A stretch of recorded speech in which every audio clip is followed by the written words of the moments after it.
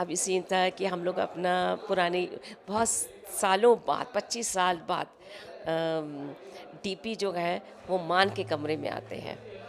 तो फिर पुरानी यादें, वो भी अपना आपा खो बैठते हैं और उसकी यादों में खो जाते हैं। तो वो सीन था अभी हमने शूट किया, जो उसको फ्लैशबैक में दिखाया गया कि कैसे हम लोग मान जब पड़ता था तो उसको मिन्नत करके मतलब खाना खिलाते थे और उसका ध्यान रखते थे। तो वो प्यार जो अब मन मुटाव की वजह से थोड़ा कमी महसूस हो, थोड़ा नहीं बहुत कमी महसूस होती है, दूरियां बढ़ गई हैं जो, वो सीन हमने याद किया है। ख़ास तौर से मैं डीपी के लिए बात करूँगी। हाँ, अच्छा लगता है, अब रखे जाए तो अच्छा है। एक और अच्छा आया था जब उसमें डीपी का बर्थडे होता है, शायद वो आपको याद नहीं होगा, उसमें हम लोग ने डांस वांस भी किया था। बहुत अच्छा एपिसोड लगा था, हम लोगों को भी अच्छा लगा था। लेकिन कुछ इत्तेफाक से ऐसा हो रहा है कि कहानी अपने आप में इतनी गहराई में पहुंच गई है कि उसको उससे हटना थोड़ा मुश्किल हो रहा है। फ़न लाना यंगस्टर में कर सकते हैं, बाकी अब देखिए आगे, शायद अभी होली आ रही है तो उसमें कुछ फ़न हो। हाँ, आदित्य की हो गई है, मेरे ख्याल से किसी कोई आ रहा है, कोई यंग बॉय आ रहा है, शायद हो सकता है, वो किसके लिए है मुझे नहीं मालूम, लेकिन कोई शायद यंग आ रहा है, यंग बॉय आ रहा है। तो देखिए कब आता है। मुझे बिल्कुल नहीं मालूम, सच में मुझे नहीं मालूम। होली का भी कुछ नहीं मालूम अभी, पूछने में भी कुछ नहीं मालूम। होली का किसी को नहीं मालूम होगा मेरे ख्याल से कि होली पे क्या होना, क्योंकि अभी यही इतना ज़्यादा मतलब अपने आप में हम लोग उलझे हुए हैं।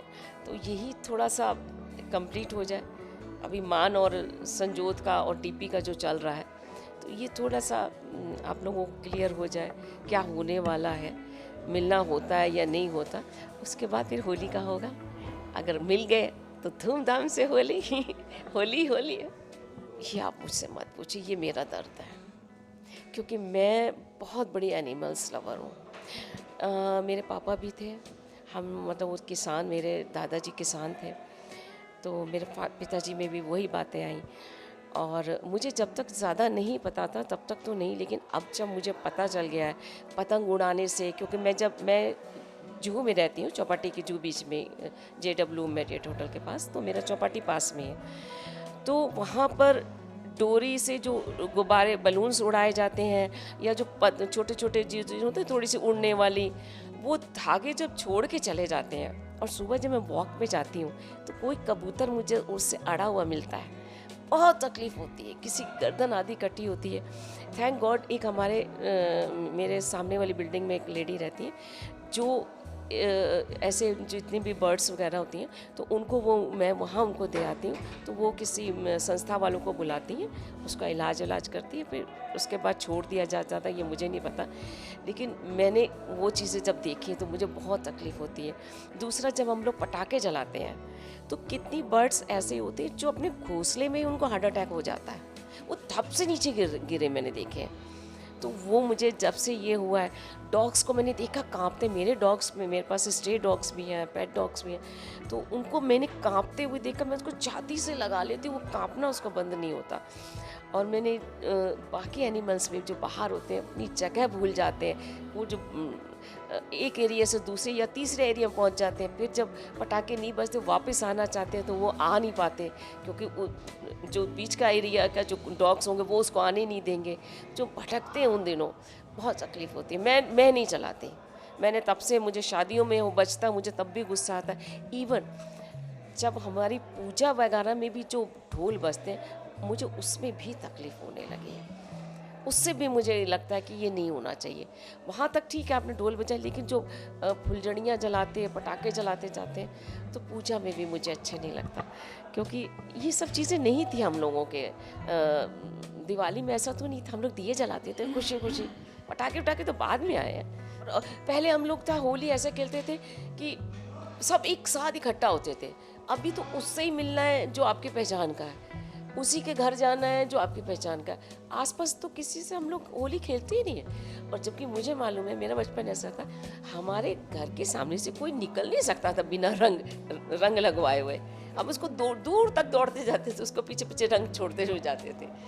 तो वो एक अलग एक क्रेज़ होता था। हमको इंतज़ार नहीं होता था कि हमारा दोस्त आएगा तो हम उसी के साथ खेलेंगे, नहीं। वो जो भी मिलता था हम उसको रंगते थे, खूब अच्छे तरीके से रंगते थे। तो वो तो बात नहीं रही अब। मैं यही कहूँगी, एक तो ज़बरदस्ती अगर किसी को कुछ प्रॉब्लम है, बहुत से लोगों को एलर्जी है होली से, तो उसको प्लीज़ तंग ना करें। कईयों को तो बिल्कुल साइनस ही हो जाता है, आप टच करें उनको साइनस हो जाता है।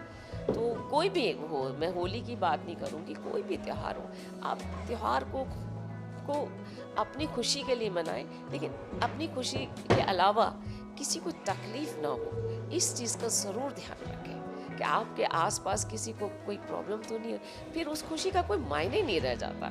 आप खुश हो रहे हैं और सामने वाला तकलीफ़ में है, तो वो त्योहार भी नहीं, त्योहार नहीं रह जाता। त्योहार जो होता है वो खुशियाँ देने का नाम है, खुशियाँ किसी के छीनने का नहीं है। तो आप पूजा पाठ करें, जी भर के करें, जितना आपको जो करना अपने घर के अंदर करें, या मतलब किसी को तकलीफ़ ना हो, मैं ये कहना चाहूँगी। हैप्पी होली सब आप लोग, मेरी तरफ से शुभकामनाएं आपको होली की। आप लोग खूब धूमधाम से होली खेलें, और हमारा अगर कुछ आया तो हम भी बहुत धूमधाम से खेलेंगे। अगर उसे शूट हुआ तो बहुत मज़ा आएगा, नहीं हुआ तो हम एक दिन पहले खेल के जाएंगे। आप लोगों को ज़रूर भेजेंगे। Thank you so much.